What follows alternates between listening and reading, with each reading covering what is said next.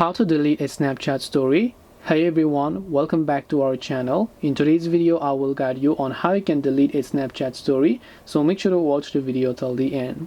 In order to delete a Snapchat story, first of all, if I open up Snapchat here and then I just go to my profile icon, I will just upload a story, in this case to show you guys. So I'll select add to my story, I'll select a random photo here and then just tap on my story.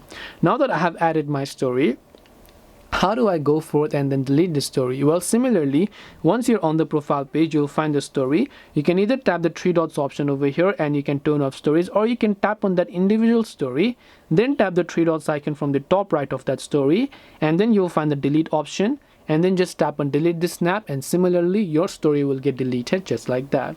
And this way you can actually delete a Snapchat story. Hope this video was very helpful. If you have got any more questions, feel free to also leave them down in the comments. Thank you for watching and see you in the next video.